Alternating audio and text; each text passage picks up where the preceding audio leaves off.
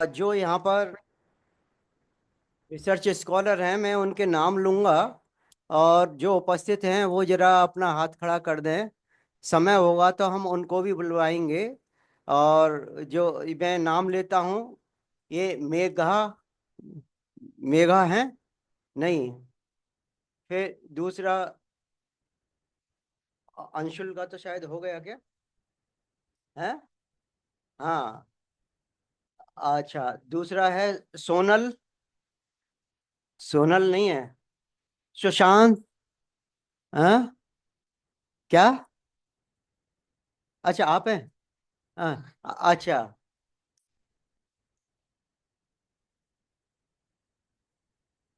सुशांत। विनीता। और नीलम। इनमें से कोई नहीं है, हाँ? तो अगर ये आएंगे तो समय होगा उसके हिसाब से हम इनको भी बुलवा लेंगे। और अगले सत्र के लिए हम ये शुरुआत कर रहे हैं। तो मैं इसके सत्र की अध्यक्षता के लिए चेयर के लिए मैं आमंत्रित करता हूं डॉक्टर सुषमा सिंघवी जी को कि कृपया आएं और ये सत्र का संचालन भी करें। आइए सुषमा जी।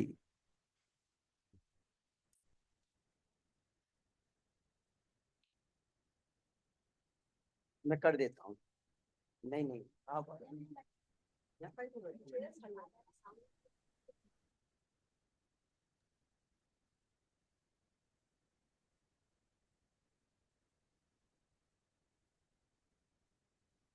चार पांच ही बचेंगे।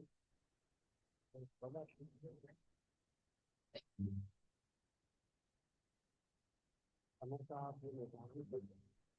और सुमत भी तो आएगा ना। सुमत को बुलाना।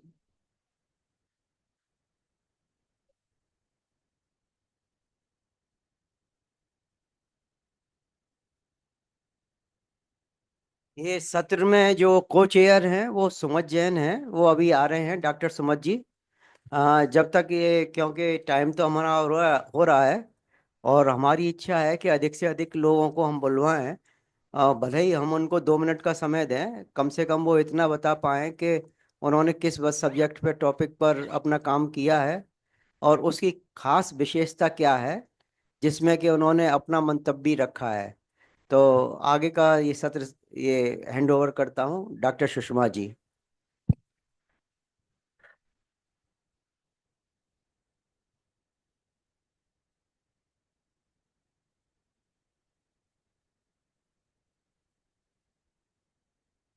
Challenges to Jain philosophy in the modern scientific and social context. इस विषयक सेमिनार के छठे सेशन में आप सभी का अभिनंदन करती हूँ।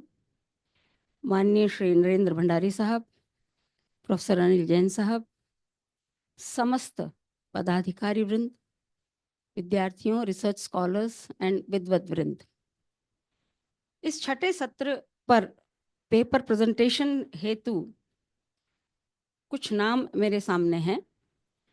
मैं सबसे पहले आमंत्रित करती हूँ शाश्वत धर्म उदयपुर से स्नातक अनन्य जैन को कि वे कृपया, Ananya Jain, I am sorry, Ananya Jain, वे अपना पत्र प्रस्तुत करें जिसका विषय है consciousness and artificial intelligence in Jain philosophy.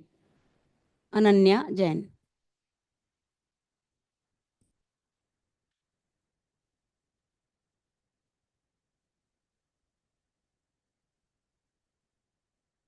Jai Jinendra.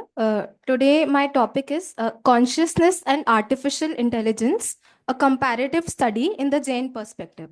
So, since it's a comparative study, we'll begin with the definition, basic definition of consciousness and artificial intelligence.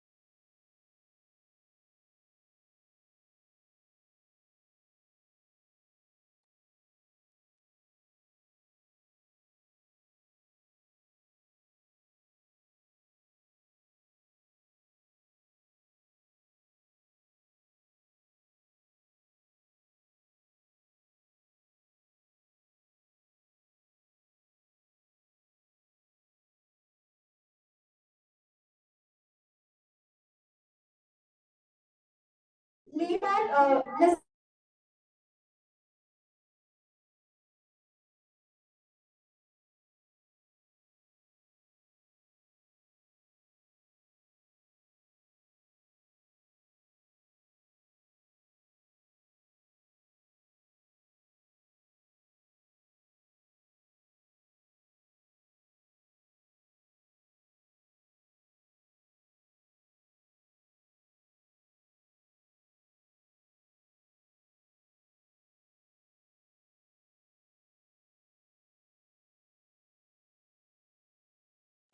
scientific evidence to prove that soul is a different, although metaphysically, ontologically, we accept by our faith that there are 6 basic substances. But science has not yet been able to prove that soul is a different substance. We are still trying to prove, but we have not proved. So we cannot say that consciousness is something which is exclusive to the soul. And lack of scientific validation uh, arises a major question in differentiating between the two. The next problem is functional similarity between the two. As we had discussed earlier, that machines, artificial intelligence is basically machines performing human-like activities. So functional similarity is a major barrier in differentiating between the two.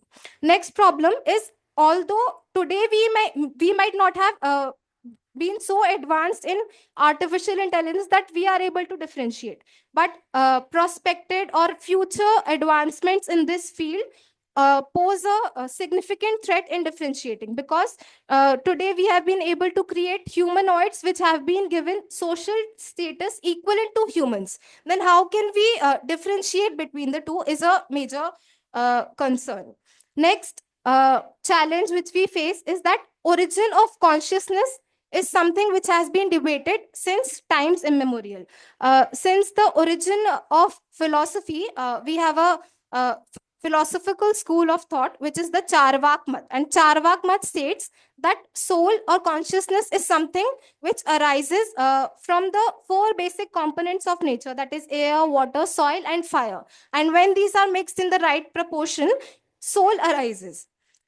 So we have this materialistic view about the origin of consciousness. Next, when we talk about neurological science, neurologists say that consciousness is nothing but the activity of the brain. So another view is that consciousness arises from the activity of the brain. Another computational view which we have is that integrated information theory, which states that consciousness arises when any system swaps knowledge in a mathematically defined way. To put it simply, consciousness is something which arises through any programming, through algorithms. So all these materialistic views have been there about the origin of consciousness, but there are many implications of these views. First is, if we accept that consciousness arises from the basic components of nature, then how can we prove about past life regression? That is past life regression. A person remembering about his or her past life through meditation cannot be proved. Next barrier is that when we say that next slide please, when we say that neurologically consciousness arises, but when we say that even after death our brain remains intact but consciousness does not. Next problem, that if we say that consciousness arises through mathematical programming or computational programming, so as put by David Chalmers in his talk in 1994, the hard problem of consciousness, that is the subjectivity of consciousness, remains unsolved. Functional and structural analysis might be able to solve the easy problems, the so-called easy problems of consciousness, but the hard problems of consciousness, that is the subjectivity, we cannot account for the subjectivity of consciousness, and hence computational systems give rise to consciousness. This cannot be accepted largely. The next problem which we talked about was scientific validation, but the Jain philosophical texts expound that consciousness is something which is validated by self-perception. As Acharya Amrit Chandra Dev said it in Atmakhyati, Swanubhutya Chakasate. It is validated by self-perception.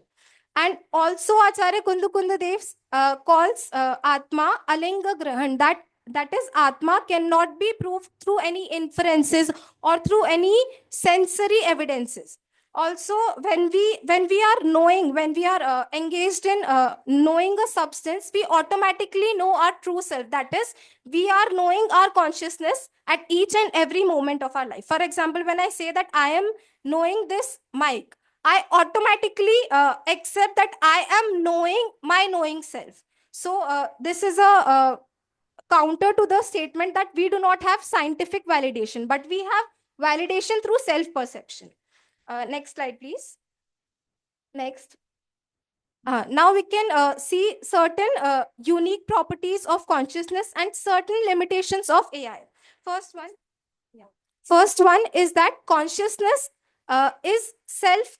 Consciousness knows itself as well as other objects, whereas artificial intelligence does not have meta consciousness. It is not aware of what it knows. For example, let's see with an example. Data in our machines is stored in separate memory locations, but when we want to manage those memory locations, we have to have a separate memory controller unit, which means that machines do not know what they know. They do not have awareness of their awareness. The next point is that consciousness is non-material in nature. That is, substances do not enter our knowledge, or our knowledge does not go towards those substances when we engage in the process of knowing them. Whereas data materialistically or physically occupies the space, the memory space in which it is stored.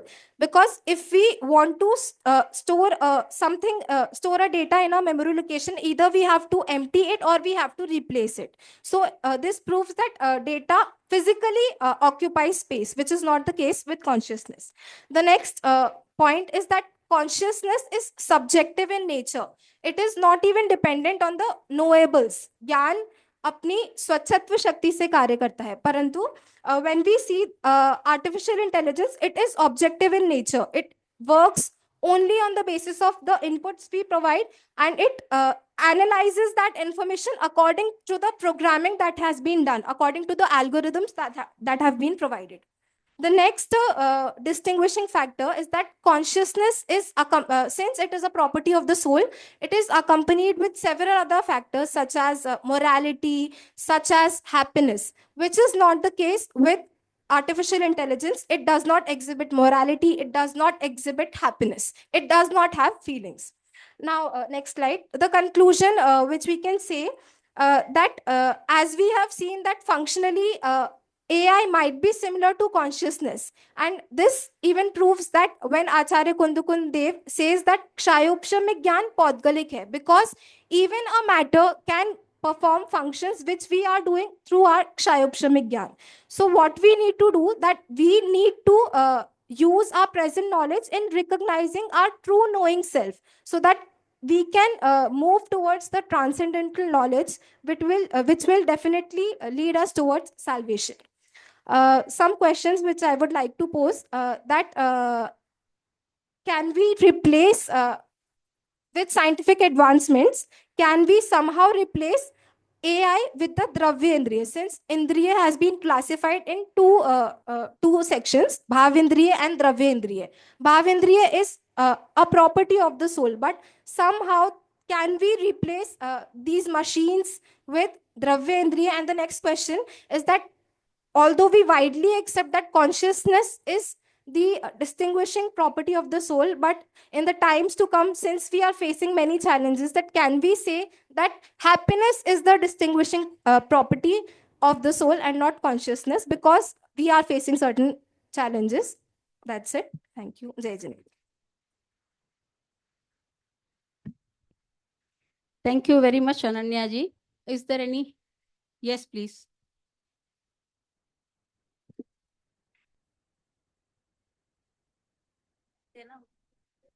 Yeah.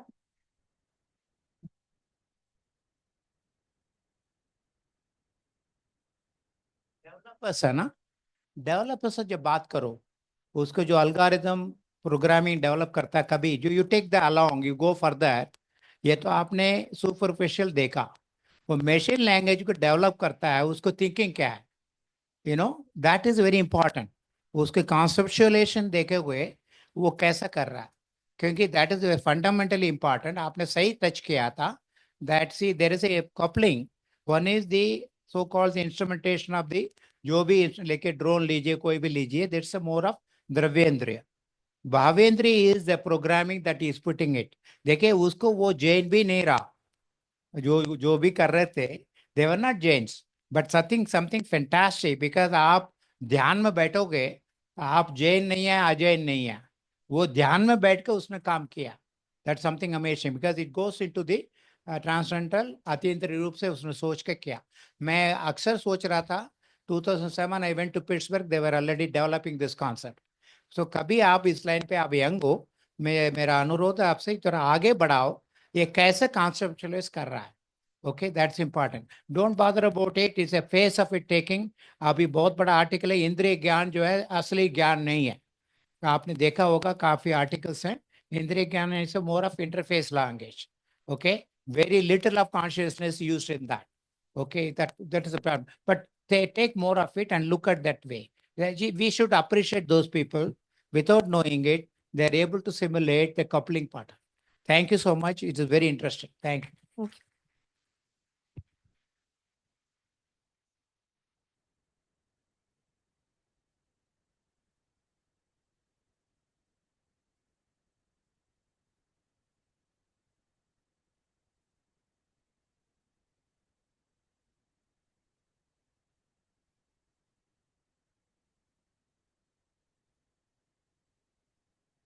मैं समझती हूँ कि अनन्या जी के लिए सभा से आए हुए सुझाव बहुत उपयोगी होंगे और वे अपने इस शोध पत्र को और आगे बढ़ाएंगी। और अब मैं आमंत्रित करती हूँ श्री संयम जी जैन को कि वे कृपया अपना पत्र प्रस्तुत करें। इनका विषय है री इंटरप्रेटिंग दैव एंड पुरुषार्थ थ्रू आप्तमीमांसा, अ जर्नी फ्रॉम मिथ्या अनेकांतवाद टू सम्यक अनेकांतवाद। श्री संयम जैन।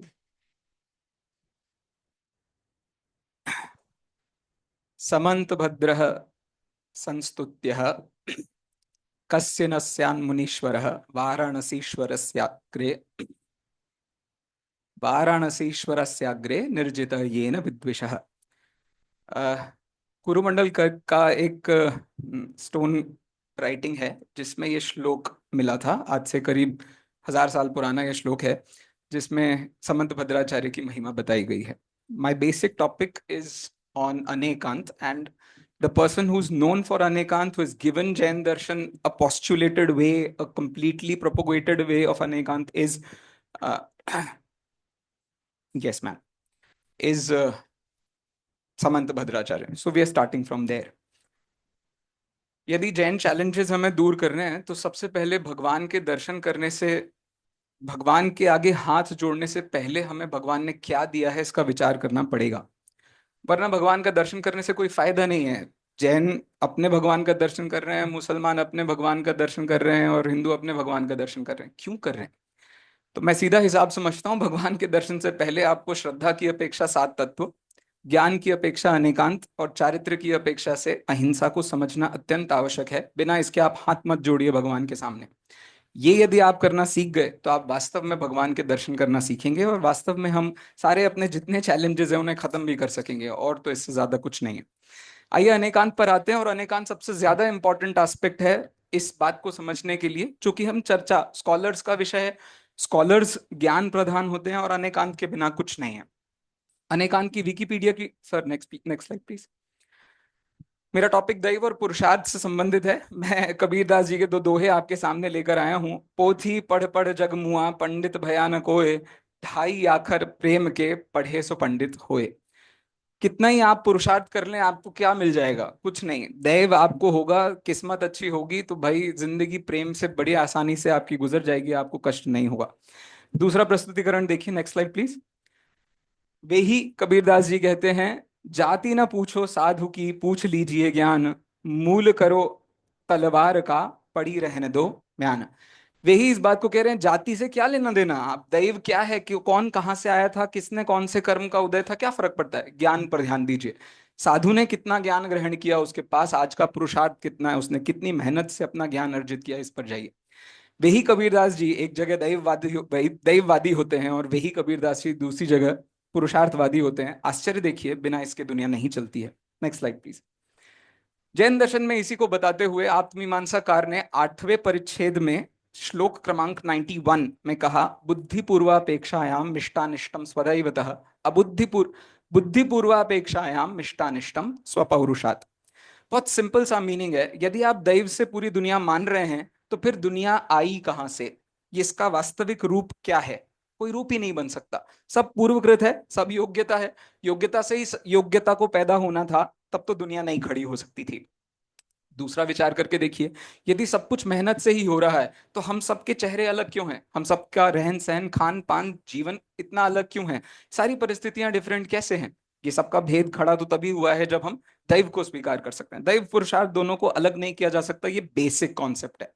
यदि आपने बेसिक कॉन्सेप्ट मान लिया, तब तो फिर बाकी चीजों पर चर्चा करना आसान होगा। देखिए हम कौन कौन सी चीजों पर चर्चा करते हैं। Next slide please.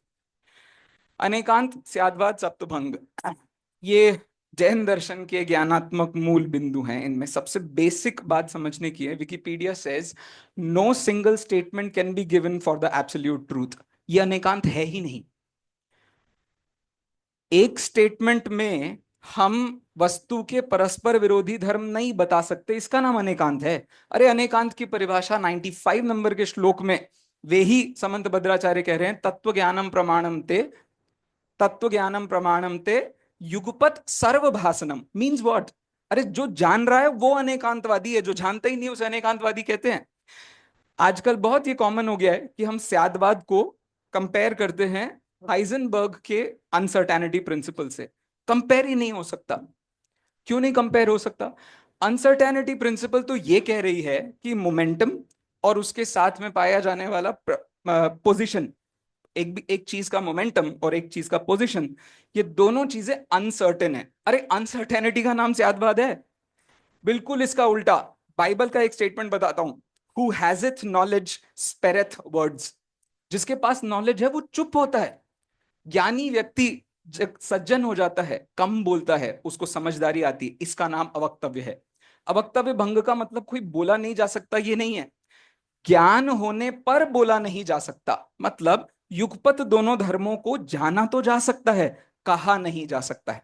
ऐसा ही सेम हाइजेनबर्ग के प्रिंसिपल में नहीं कह रहे हैं, वहां तो कह रहे जान ही नहीं सकते आप इन दोनों को। There is a big difference. You can not compare Syadvad with this particular concept as far as I understand both the things. Next slide please. सम्यक और मिथ्या एकांतवाद यहां बताने की तो आवश्यकता नहीं है, क्योंकि जहां सापेक्षता है वहां सम्यकपना है, जहां निरपेक्षता है वहां मिथ्यापना है। बहुत ही कॉमन कॉन्सेप्ट है, सभी विद्वान है, इसको बहुत डिटेल करने की जरूरत नहीं। नेक्स्ट है। हाँ, तो इसका दैव और पुरुषार्थ से मतलब इतना हुआ कि अकेले दैव को आपने यदि जगत का कर्ता माना तो पॉसिबल नहीं है, पुरुषार्थ को अकेले जगत का कर्ता माना तो पॉसिबल नहीं है। मैं आईएएस नहीं बन पा रहा हूँ, मैं आईएएस नहीं बन पा रहा हूँ, मैं आईएएस नहीं बन पा रहा हूँ, लगे पड़े हैं। क्यों? क्योंकि हमें पुरुषार्थ दिख रहा है। मेहनत करूंगा तो क्यों नहीं मिलेगा? आप गलत फहमी में भाई साहब, आपको दैव का स्वरूप नहीं पता है। आपने अपनी योग्यता पर कभी विचार नहीं किया था। एक आईएएस की योग्यता क्या होती है वो कभी आपने जांचने की कोशिश भी नहीं की थी। दृष्टि आईएएस की वेबसाइट पर मैं गया और वहां मुझे 4 शब्द मिले, read, right, speak, read, right, speak, और लास्ट था कॉन्टेम्पलेट। इन सब में से हमारे बस का क्या है? हम 4 किताबें पढ़ नहीं सकते हैं, हम थक जाते हैं। और किताब पढ़ने की जिज्ञासा से नहीं पढ़ा जा सकता, उसकी रुचि से पढ़ा जाता है। हमें इंटरेस्ट ही नहीं हमारे आसपास चल क्यों रहा है। एक कैमरा मेरे सामने रखा हुआ और उस कैमरे में कौन सा लेंस लगा हुआ मुझे पता नहीं है। एक सामान्य जिज्ञासा नाम की चीज नहीं। हम आईएएस कैसे बनने जा रहे हैं, क्या कोशिश कर रहे हैं हम वहां बनने की? योग्यता पर विचार करने की इक्वली आवश्यकता है। अब अनेकांत का जो दैव और पुरुषार्थ का स्वरूप है वो कारिका 88, 89, 90 और 91 में दिया हुआ है। 88 में उन्होंने दैववाद का खंडन किया, 89 में पुरुषार्थवाद का, 90 में दोनों के उभय का, अनुभय का, और 91 में जो अभी श्लोक मैंने आपके सामने प्रस्तुत किया था वो कहा गया है। Next slide please. We talk about feminism given by Wollstone. She gave it, इसका बेसिक कॉन्सेप्ट क्या था फेमिनिज्म का, कि एक उन्होंने किताब लिखी है, विंडिकेशन ऑफ विमेन राइट्स। आशय क्या है उसमें? उसमें किताब में ये नहीं कह रहे हैं कि महिला से आप जाकर के बहुत सारा हैवी बिल्डिंग कराओ, आप महिला से दुनिया भर में पत्थर तुड़वाओ। वहां आशय ये है, जितनी योग्यता महिला की हो उसके आधार पर उसे काम दो। Means intellectual understanding. Intellectual understanding क्या है? दैव। और उस पर जो उसको काम मिल रहा है और उसमें वो काम कर रही है वो क्या है? पुरुषार्थ। फेमिनिज्म की फिलॉसफी भी बिना इसके आप नहीं एक्सप्लेन कर सकते। दैव और पुरुषार्थ दोनों की मैत्री होती है तभी जाकर के काम किया जा सकता है। बात अब आप जा सकते हैं भैया मोक्ष मार्ग में क्या परिस्थिति बनेगी? मोक्ष मार्ग में भी बिल्कुल सेम स्टेटस है। आप बायोलॉजिकली फिजियोलॉजिकली अंडरस्टैंडिंग बेस्ड चीजों को पीछे से देखें और बाद में उसका एप्लीकेशन देखें तो आपको दोनों का डिफरेंस समझ में आएगा, वरना तो ये डिफरेंस कभी समझ में आना मुश्किल होगा। Next next slide please. Scientific understanding में भी आप दैव पुरुषार्थ को देखिए। एक फिलॉसफी है जो कि हम सब बहुत आसानी से जानते हैं, भैया किसने बनाई दुनिया? भगवान ने बनाई दुनिया। सेंट ऑगस्टाइन, सेंट एक्विनास, या नैयायिकों को पढ़ लीजिए, वैशेषिकों को पढ़ लीजिए, कणाद कह रहे हैं, ये सब यही कह रहे हैं भाई दुनिया किसने बनाई है? भगवान ने बनाई है। मतलब पुरुषार्थ, मेहनत की, उनकी इच्छा से ये दुनिया बनी है। वहीं इसका ऑपोजिट फिलॉसफी साइंस दे रही है। साइंस की कह रही है कि बिग बैंग हुआ था। बिग बैंग की थ्योरी किसने दी थी? तो जॉर्ज मकूस ने इस बिग बैंग की theory the. And he came up with this aspect कि भाई हम दुनिया के क्रिएशन पर बात नहीं कर सकते, हम दुनिया के एवोल्यूशन पर बात कर सकते हैं। आपको नहीं लगता है बहुत बड़ा जोक है? हम एवोल्यूशन पर बात कर रहे हैं, मतलब दुनिया यहां से पीछे कैसी थी, फिर कैसी थी, फिर कैसी थी, फिर कैसी थी। इसका मतलब हमारे पास कोई स्टार्टिंग पॉइंट पे हम बात नहीं कर रहे, हम बस कैसी थी इस पर बात कर रहे हैं। पॉसिबल है ये बात कर पाना? यदि आप एक थ्योरी दे रहे हैं और एक थ्योरी देते हुए आप उसका कंप्लीट स्ट्रक्चर बना के नहीं दे सकते कि आज से इतने समय पहले ये हुआ होगा, एक कॉमन स्ट्रक्चर भी बना के दे दो आप, उससे पहले क्या हुआ, उससे पहले क्या हुआ, तो आपको ये बताना पड़ेगा कि वो जो सबसे छोटा आपने चीज जिससे इस दुनिया को बनाया है, द डार्क डेंस आइसोलेटेड नाम की चीज, आइसोटोपिक चीज ऐसी थी जिससे फट करके ये दुनिया बनी है। तो क्वेश्चन यही है वो कहां से आई थी? और उसका आंसर जब तक आप नहीं देंगे, आप फिलोसॉफिकली इसका उत्तर नहीं दे पाएंगे कि दुनिया चल कैसे रही है। तो फिर वही पर प्रश्न खड़ा होता है, दुनिया कैसे चल रही है? दैव और पुरुषार्थ से। आप एक तरफ भगवान को खड़ा कर रहे हैं, एक तरफ आप साइंस को खड़ा कर रहे हैं, जबकि दुनिया में हर व्यक्ति, हर वस्तु के पास अपनी योग्यता है। इस पर आप क्यों नहीं जाना चाहते? हर व्यक्ति अपनी योग्यता के अनुसार जगत में काम कर रहा है। यदि उसके पास इच्छा है तो वो दुनिया का काम करेगा, और यदि वो इच्छा से रहित हो गया है तो मुक्त हो जाएगा और दुनिया से उसको कोई लेना देना नहीं होगा। सीधी सीधी व्यवस्था। इसे मानने में, इसे समझने में, गले उतारने में इतनी कठिनाई क्यों है? नेक्स्ट। एक आईएएस बनना है हमको। आईएएस बनने के संबंध, यस मैम, बस बस खत्म ही कर रहा हूं मैं। एक आईएएस बनना है हमको और सेम स्टेटस। अनेकांत समझ में आता नहीं हमको कि भाई योग्यता नाम की चीज भी कुछ होती है, पूर्वकृत नाम की, पूर्व कर्म नाम की कोई चीज भी होती है, या यूं समझ लीजिए इसका उभय या अदृष्ट। ये सब हमको समझ में आया नहीं है और हम किस पर बात करते हैं? दिख तो रहे हैं इतने आईएएस, मैं भी बन सकता हूं। अरे दिख तो रहे हैं इतने सारे पुद्गल, तुम पुद्गल बन जाओगे क्या? ये कौन सा लॉजिक है? ये लॉजिक से काम नहीं चलने वाला है। लॉजिक तो आपको व्यवस्था से लगाना पड़ेगा। जितनी व्यवस्था आपको ठीक से समझ में आती है तो आप काम कर सकते हैं। हम तब से स्कॉलर्स पर बात कर रहे हैं, भाई किसे स्कॉलर होना चाहिए, क्या स्कॉलर होता है? स्कॉलर की सबसे बेसिक परिभाषा है जिसे जिंदगी में उथल पुथल की आवश्यकता न पड़ती हो। योग्यता एक स्कॉलर की सामान्य योग्यता है। ज्ञान पर वही व्यक्ति काम कर सकता है जो आचरण के संबंध में सरल हो गया हो, जिसे विनीतता आ गई हो, जो सज्जन हो गया हो। वरना ज्ञान की फील्ड में कोई काम नहीं कर सकता जिससे अपनी लाइफ में इतने स्ट्रगल्स पूरे करने हैं और वो ज्ञान की फील्ड में जा रहा है। That's really not possible. तो यहाँ है समझना जरूरी है। स्कॉलर तभी स्कॉलर बन सकता है जब उसके पास सिर्फ एक ही काम हो। कौन सा काम? मुझे दुनिया को जानने की जिज्ञासा है। अनलेस ये नहीं है तो हम आगे का कुछ काम नहीं कर सकते। तो again the same situation comes into picture. दैव और पुरुषार्थ के बिना कुछ नहीं होता। Next slide please. इंडियन और वेस्टर्न फिलोसफीज में भी सारी फिलोसफीज को देख लीजिए आप। एक फिलोसफी है, नीचे से स्टार्ट करता हूं, स्टोइसिज्म। स्टोइसिज्म एक फिलोसफी मानी जाती है। जीनो ऑफ सिटियम ने ये फिलोसफी दी थी। बाद में डायोजनीज ने भी इस फिलोसफी को फॉलो किया। ये फिलोसफी बेसिकली क्या कहती है? भाई त्याग किए बिना जगत में आपको कुछ नहीं मिलता, सब कुछ छोड़ना पड़ता है। वैराग्य के बिना कुछ नहीं है। और यही फिलोसफी ये कह रही है एथिक्स हमारे फ्लैश हैं, लॉजिक हमारे बोन्स हैं, और फिजिक्स हमारा सोल है। अब ये बिना पुरुषार्थ के ये फिलोसफी सिद्ध की जा सकती थी। वैराग्य बिना तत्वज्ञान के जगत में आ सकता था? पॉसिबल ही नहीं है। दूसरी इसी के नीचे फिलोसफी है जो मेरे ख्याल से उसके नीचे छुप गई है। वो फिलोसफी है एग्जिस्टेंशियलिज्म। क्या है एग्जिस्टेंशियलिज्म? ये जीन पॉल सार्ट्रे या नीचे, इन सब लोगों ने मिलकर के एग्जिस्टेंशियलिज्म दिया था। ये फिलोसफी इस पर बात करती है कि हमें लाइफ में फ्रीडम बहुत चाहिए। जब तक हमारे पास फ्री विल नहीं होगी हम जगत में कुछ नहीं कर सकते। माय क्वेश्चन इज, इसका मतलब कैओस है ही ना। यदि कैओस नहीं है तो हम रिस्पॉन्सिबली कुछ करने के बारे में विचार कैसे कर रहे हैं? और कैओस है, इसका मतलब दैव है, और उस पर हम जो मेहनत कर रहे हैं आज, हम लॉजिकली उसमें अपनी चॉइसेस को देखने की कोशिश कर रहे हैं, तो उसके बिना हो नहीं सकता है। अब अकेले चॉइसेस पर बात करो और इस पर बात नहीं करो तो फिर फिलॉसफी तो ठीक बनेगी नहीं। Next. So my conclusion to all this is, yes, challenges हमारे सामने बहुत छोटे से हैं। हमारे सिद्धांत हमें कितने समझ में आए हैं। यदि वो सिद्धांत हमारे गले उतर सकते हैं तो फिर हम किसी के भी गले उतार सकते हैं। उसे बिल्कुल कठिन नहीं है उतार पाना। जब तक वो जीवन का अंग नहीं बना, अनेकांत जीवन का अंग नहीं बना, तो समझ लीजिए ये कुछ भी जीवन का अंग नहीं बनेगा। और ये सब कुछ सात तत्व में बैठा हुआ है। सात तत्व में ही अहिंसा बैठी है, सात तत्व में ही अनेकांत बैठा है। जब तक हमें वो ढूंढते नहीं दिखा तब तक हमें कुछ भी व्यवस्था समझ में नहीं आएगी। Ma'am, thank you very much for the time. बहुत बहुत धन्यवाद संयम जी। आप अनेकांत के जरिए हमें तत्व को समझाने की चेष्टा की है, और संभवतः आपके सामने कुछ प्रश्न या जिज्ञासा।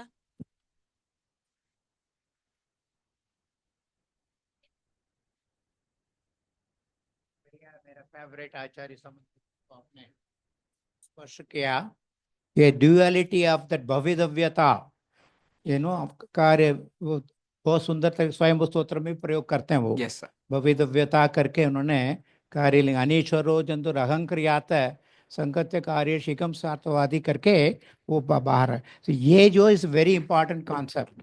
हेलो। भवितव्यता सारे सेम इसमें भी ईशोपदेश में सेकंड में कह देते हैं, यस सर। स्वर्णम आत्मीयता करके जो यस है सर। टाइम होगा। मुझे लग रहा है you are the right person. इसको थोड़ा और एक्सपेंड करते जाइए, इसे मर्म बहुत पड़ा है। Yes sir. इसको आजकल कोई आत्ममीमांसा को टच नहीं कर रहा। यस। अष्ट सकश्री तो आगे जाते भी नहीं है। सो मुझे लग रहा है संयम, I am very happy I attended today, very please. बहुत बड़ा आपके अंदर क्षमता है। मेरा रिक्वेस्ट है कि वो आगे इसको ले जाए। ओके, इसको ड्युअलिटी का अच्छे तरह समझाने के लिए थोड़ा सा करिए, आगे जाकर बहुत बड़ा फायदा होगा। Thank you so much. Thank you so much sir. हाँ हाँ, थैंक यू। क्या है बहुत सुंदर कि दैव का तात्पर्य है योग्यता। अब पक्षी में उड़ने की योग्यता है और मनुष्य में उड़ने की योग्यता नहीं। तो ये नहीं, इसको बात अनेकांत को समझाने की दृष्टि से, तो आपने विविध पक्षों को लेकर दैव और पुरुषार्थ के माध्यम से अनेकांत के द्वारा इनको समझने की जो दृष्टि दी है, वो बहुत बहुत आभार आपका। और समय की सीमा को देखते हुए मैं इस पर अधिक अभी चर्चा न करते हुए मैं आमंत्रित करती हूँ रेखा बड़ाला। रेखा जी बड़ाला बात करेंगी आभा मंडल का वैज्ञानिक विश्लेषण। आप गेस्ट फैकल्टी हैं मोहनलाल सुखाड़िया विश्वविद्यालय के प्राकृत विभाग में, प्राकृत एंड जेनोलॉजी विभाग में। आइए।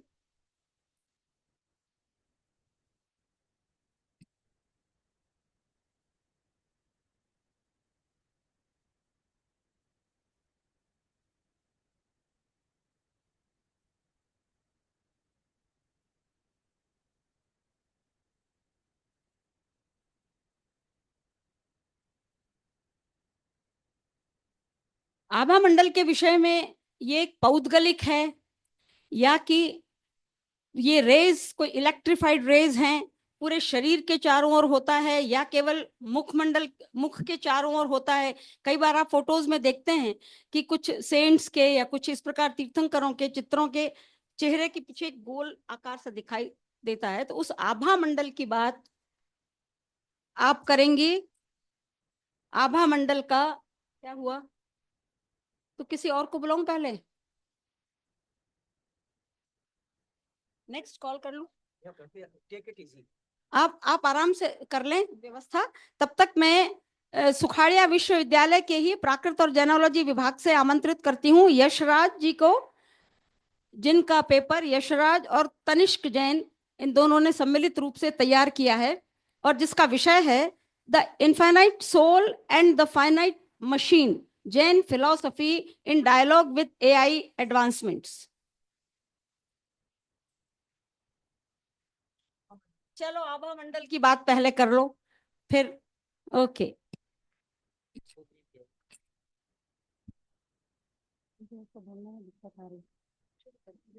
सभी को जय जिनेंद्र। सबसे पहले मैं आभा मंडल की परिभाषा और अर्थ बताऊंगी। दुनिया की हर वस्तु के चारों ओर एक घेरा होता है जिसे आभा मंडल कहते हैं, जो एक ढाल की तरह, बारीक तरंगों के जाल की तरह तथा बारीक रेशों की एक श्रृंखला की तरह और पूरे शरीर के चारों ओर फैला हुआ होता है। Next slide. हाँ, यह चेतन अचेतन सारे प्रत्येक वस्तु जो अपनी आसपास जो किरणें उत्सर्जित करती है उसे आभा मंडल कहते हैं। आभा मंडल को इंग्लिश में ऑरा कहते हैं। नेक्स्ट, आभा मंडल की व्यापकता। मनुष्य ही नहीं, सृष्टि का कण कण भी आभा युक्त है। प्रत्येक जीव हो या निर्जीव वस्तु हो आभामय है। सूर्य चंद्र, प्रत्येक ग्रह की भी अपनी एक आभा है। सूर्य की आभा की वजह से ही वनस्पति का अस्तित्व है। रुद्राक्ष, बड़, पीपल, प्रत्येक वृक्ष अपनी आभा को लिए। सभी स्थान, इमारत, इवन अपना घर भी एक अपनी आभा को लिए है, जो अपने को एक ताजगी महसूस कराता है। जैसे कि कोई धर्म स्थान में जाते ही अपने को एक अच्छी फीलिंग आती है, और अगर अपन किसी दारू के अड्डे पे गए या किसी ऐसे स्थान पे गए जहाँ पे जिसकी आभा एकदम से नेगेटिव है, तो वो स्थान अपने को अच्छा नहीं लगता है। तो आभा मंडल सभी पदार्थों में होता है, चाहे वो जड़ हो या चेतन, लेकिन उन दोनों के आभा मंडल में अंतर होता है। जड़ पदार्थ की आभा निष्क्रिय एवं स्थिर होती है, और चेतन का जो आभा मंडल होता है वह तेजस्वी, गतिशील, उज्जवल, जीवंत होता है। वह उनके भावों से परिवर्तित होता रहता है। जैसे कि आपके अगर भाव अच्छे हैं तो आपका एक अच्छा आभा मंडल निर्मित होगा, और अगर आपके अंदर ईर्ष्या, द्वेष, कषाय है तो आपका आभा मंडल एक नेगेटिव ऊर्जा को विसर्जित करेगा। तो आभा मंडल की जिसका आभा मंडल पॉजिटिव होगा वो पॉजिटिव ऊर्जा का विसर्जन करेगा। और एक नेक्स्ट स्लाइड। अब मैं आपको आभा मंडल के कलर के बारे में बताऊंगी। ऑड्रे कारगरे नाम के एक व्यक्ति है, उन्होंने आभा मंडल के ऊपर व्यक्तित्व के 3 स्तर बताए कलर के ऊपर, कि जो व्यक्ति असभ्य अहंकारी व्यक्तित्व के आभा मंडल से असभ्य आभा मंडल वाला होता है, उसका आभा मंडल हल्के पीले रंग का, हल्के नीले रंग का, भूरे लाल रंग का होता है, और उसकी किरणें अनियमित और धब्बेदार होती है। जो व्यक्ति विनम्र, बुद्धिमान और बुद्धिमान व्यक्ति होता है, उसकी आभा का कलर पीला होता है, शुद्ध नीला होता है, और प्रचुर मात्रा में उच्च स्तर के विकिरण विसर्जित करते हैं। और जो अति मानव होता है, जो महात्मा होता है, उसका आभा मंडल सूर्यास्त के समान रंग वाला होता है। इसके चारों ओर एक पीला सा घेरा होता है। आचार्य महाप्रज्ञ जी ने अपनी पुस्तक है चित्त और मन, उसमें आभा मंडल के आधार पर व्यक्ति के व्यक्तित्व का विस्तार से वर्णन किया है। यदि आभा मंडल में काला रंग हो तो समझना चाहिए कि व्यक्ति की दृष्टि संतुलित नहीं है, वो आकांक्षा, प्रमाद उसका प्रबल है। अगर उसके आभा मंडल का कलर नीला हो, उसकी प्रधानता नीले वर्ण की ज्यादा हो, तो समझना चाहिए व्यक्ति में ईर्ष्या ज्यादा है, जिद्दी है, बेशर्म है, अहंकार ज्यादा है, यश लोलुपता उसके अंदर ज्यादा है। अगर कापोत रंग की प्रधानता हो तो वो बातूनी है, अपने दोषों को छुपाने की प्रवृत्ति वाला है, चोरी करने वाला है। और अगर उसका लाल रंग की प्रधानता हो तो वो विनम्र है, व्यवहारिक है, धार्मिक है, पाप से निडर है। और उसके अगर पीले रंग की प्रधानता हो तो वो अल्पकषायी है, प्रशांत है, चित्त है, मृत्युभाषी है। अब नेक्स्ट मैं बताऊंगी कि महापुरुषों का आभा मंडल कैसा होता है। नेक्स्ट। हाँ, संसार में जितने भी महापुरुष हुए ना, उनका सरल स्वभाव होता है, प्रसन्न चित्त होता है, विनम्र होते हैं। जैसे कि ये आपने भगवान महावीर का जो तीर्थंकर है उनका आभा मंडल ऐसा था कि उनके जो सानिध्य में अगर हिंसक पशु भी आ जाते थे, चाहे बकरी हो, शेर हो, वो अपनी हिंसा भी भूल जाते थे। उनका अतिशय ऐसा था, और उनका आभा मंडल ही ऐसा था कि वो अपने प्रभाव से अपने पास में बैठी हुई वस्तु, व्यक्ति या पशु किसी पे भी पड़ जाता था। कहा जाता है कि कोई जो वस्त्र, जिनकी आभा मंडल एकदम उज्जवल होता है, उनके वस्त्र भी अगर कोई पहन ले तो भी उसका रोग ठीक हो जाता है। जैसे पेथर शाह मंत्री था, तो मंत्री थे, उनके वस्त्र अगर कोई रोगी पहन लेता था तो वो ठीक हो जाते थे। उनका आभा मंडल इतना उत्कृष्ट था। नेक्स्ट, जैसे श्री कृष्ण है, तो श्री कृष्ण का आभा मंडल नील वर्ण का था। वो इतना चुंबकीय और इतना चुंबकीय था कि लोग सुध बुध भूल जाते थे। शंकर और राम जी का भी आभा मंडल ब्लू कलर का था। नेक्स्ट, हाँ, महात्मा बुद्ध का आभा मंडल 3 मील तक फैला हुआ था और उनके घेरे में सभी प्रभावित होते थे। नेक्स्ट, अब मैं इसके जो आभा मंडल से के जो 7 चक्र हैं जिससे आभा मंडल प्रभावित होता है उसके बारे में बताऊंगी कि जो मूलाधार चक्र, स्वादिष्ठान चक्र, मणिपुर चक्र, अनाहत चक्र, विशुद्ध चक्र, आज्ञा चक्र और सहस्रार चक्र, ये जैसे जैसे चार्ज होते हैं और अच्छे से पॉजिटिवली चार्ज होते हैं तो वैसे वैसे अपना आभा मंडल चार्ज होता है। आभा मंडल का अपना एक महत्व है। नेक्स्ट, ये मणिपुर चक्र है जो सबसे श्रेष्ठ होता है। इसको चार्ज करने से बुद्धि का विकास होता है और अपनी पॉजिटिव एनर्जी बढ़ती है। नेक्स्ट, मैंने सब कुछ डिटेल में अपने लेख में लिखा है, मैं शॉर्ट में सब कुछ बता रही हूँ। आभा मंडल के शुद्धिकरण के आयाम और उसके चिकित्सा पद्धति। आभा मंडल आभा आत्मा का ही प्रतिरूप है जो किरण पुंज के रूप में शरीर से निकलती है। आजकल की जो जीवन शैली है, तनाव, चिंता, नकारात्मक भावनाएं, भावनात्मक असंतुलन आदि के कारण आभा मंडल असंतुलित हो जाता है। पर्यावरण, प्रदूषण, बीमारी, व्यायाम की कमी, नशीली दवाओं का सेवन, इससे भी आभा मंडल प्रदूषित होता है। इसके लिए शुद्धिकरण के लिए संतुलित आहार, आसन, प्राणायाम, ध्यान, योग आदि माध्यम किया जा सकता है। और चिकित्सा पद्धति में reiki, magnetic therapy, gem therapy, colour therapy आदि प्रमुख है। अब मैं एक वैज्ञानिक पद्धति बताऊंगी जिससे आप अपना आभा मंडल पहचान सकते हैं, जिसको कहते हैं किरलियन फोटोग्राफी। जो एक किरलियन फोटोग्राफी जो इलेक्ट्रिकल इंजीनियर सैम्योन किरलियन और उनकी पत्नी वेलेंटिना ने किरलियन फोटोग्राफी का आविष्कार किया था।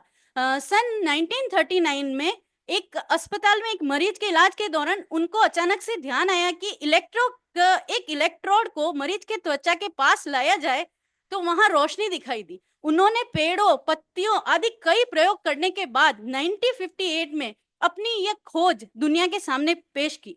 किरलियन फोटोग्राफी एक विशेष आधुनिक इलेक्ट्रॉनिक पद्धति है जिसके जरिए आभा मंडल की तस्वीर ली जा सकती है। इस विधि का विकास सैम्योन किरलियन और ने इलेक्ट्रिकल डिस्चार्ज यानी कोरोनल डिस्चार्ज के सिद्धांत पर किया था। उन्हीं के नाम पर इस पद्धति का नाम किरलियन फोटोग्राफी रखा गया। प्रयोग के दौरान उन्होंने देखा कि धातु की एक प्लेट पर एक फोटोग्राफिक फिल्म रखी गई थी और उस पर एक वस्तु रखी गई थी। यदि हाई वोल्टेज लगाया जाए तो उस व्यक्ति की आभा उस फिल्म पर अंकित होती है।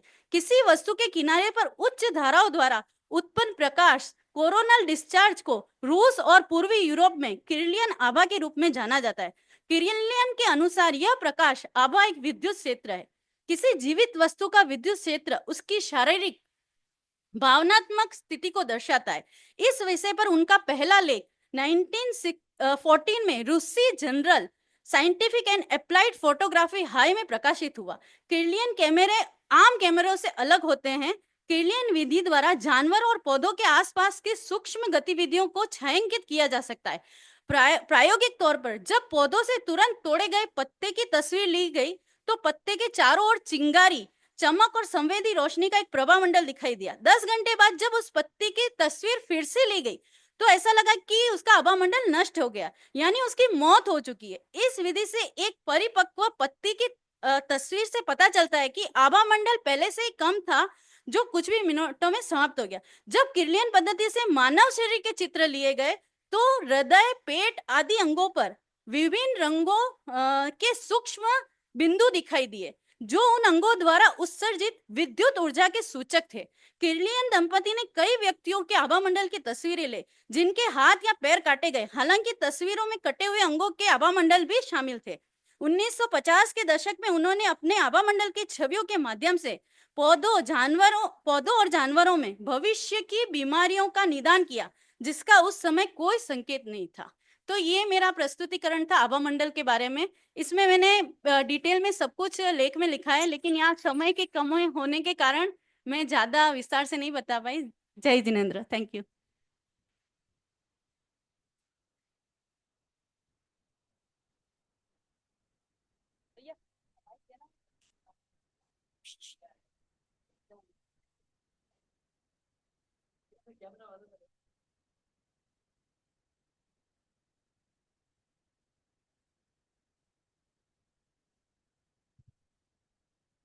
आपने आभा मंडल की चर्चा जीव और अजीव दोनों को लेकर की है। हमारे यहाँ जो लेशिया का कॉन्सेप्ट है, हाँ, लेशिया आपने का उसको बिल्कुल टच नहीं किया। वो बहुत बड़ा था सर, फिर मैं नहीं, बड़ा था। इसलिए मैंने लिया नहीं वो उसको। भी आभा मंडल की हाँ, वो भी चर्चा करता है, और आपने उनकी पुस्तक का तो उदाहरण दिया, महाप्रज्ञ जी की। हाँ, उनका तो भी उनकी आपने पुस्तक है वो आभा और लेशिया भाई, वाली। आप जैनोलॉजी के टीचर हैं, तो जो अपने आगमों का कॉन्सेप्ट उसके साथ थोड़ा जोड़ना चाहिए इसको। सर जोड़ा है मैंने। लेशिया शब्द कहाँ आया? नहीं, लेशिया नहीं डाला है, पर लेशिया शब्द का प्रयोग नहीं हुआ, और महाप्रज्ञ अच्छा। प्रज्ञ जी की पुस्तक को ही आपने लिया है। तो मेरा ये कहना है कि भी उसके साथ भी अगर आप जोड़ते तो अच्छा था। या आप उन दोनों में अंतर करते, लेशिया और आभा मंडल में अंतर करें तो वो बताइए। हाँ, जैसे कि 6 लेशियाएं हैं, तो 6 लेशिया में रंगों का आधार तो उसमें दे ही रखा, कृष्ण नील कापोत हाँ तेजो पद्म शुक्ल, उसमें रंग अपने आप ही आ गए। हाँ वही जो वो बात मैंने मैं कहने वाली थी आपने कह दी, अच्छा हुआ। तो इसको आप पढ़िए, इसको समझिए और जोड़िए, क्योंकि आप जिस मंच के नीचे बात कर रही हैं, तो हम ये चाह रहे हैं कि जैन सिद्धांत भी इसमें थैंक यू मैडम। चालू है। हेलो। रेखा जी, ये था किर्लियन फोटोग्राफर में मैंने 1970 में पढ़ा था, आगे छूट गया। मेरा ये था प्रेक्षा मेडिटेशन को जो कर रहे हैं ना, उनके साथ थोड़ा किर्लियन फोटोग्राफ से हम डेवलप करके देखें, before and after all are the people. I think that will be good piece of work for you and we'll understand more about the radiations of radiance of. ठीक है, वो तरह देखे मेरा मन में था, वो क्या कहते हैं। हाँ ठीक है सर। सर कुछ बोल रहे हैं, बहुत मेरे को ये यहाँ पर मतलब महाप्रकृति का उल्लेख किया गया है, तो उनके बारे में एक घटना है वो बताना चाहूंगा मैं आपको। एक्चुअली मेरा एक साला है, तो उसकी लड़की है, उसके बाद बहुत महंगे महंगे कैमरे हैं, और वो तेरापन समाज की है। तो एक बार यहाँ पे मतलब अपने यहाँ पे चातुर्मास था उनका महाप्रकृति का, यहाँ पे उदयपुर में। तो वो लड़की आई और उसने कहा कि महाराज साहब मैं आपका फोटो लेना चाहती हूँ।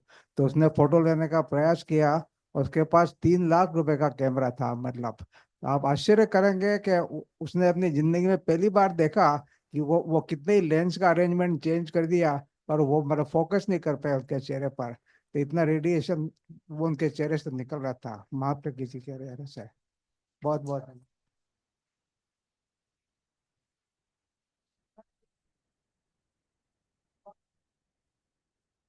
देना करको दो। जो कलर और जो आभा मंडल आपने बताए हैं, ये ऑप्टिकल वेवलेंथ में है, मतलब प्रकाश की तरंगे हैं। नहीं नहीं, वो इंस्ट्रूमेंट से मेजर किया जा सकता है। तो वो क्या प्रकाश की तरंगे हैं या और कोई तरंगे हैं?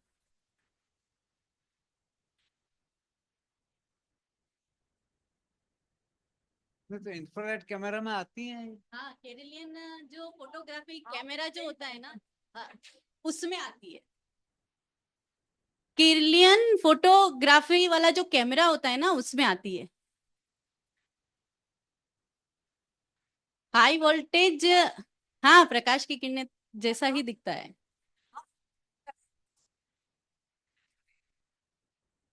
कोई आप लोग कुछ कहना चाहेंगे इस विषय में?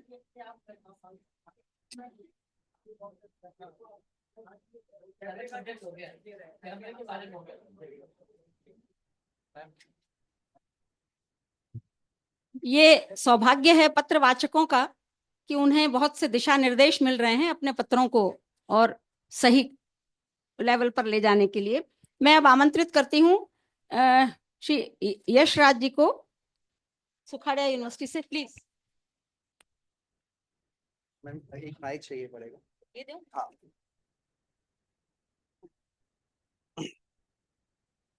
ओम।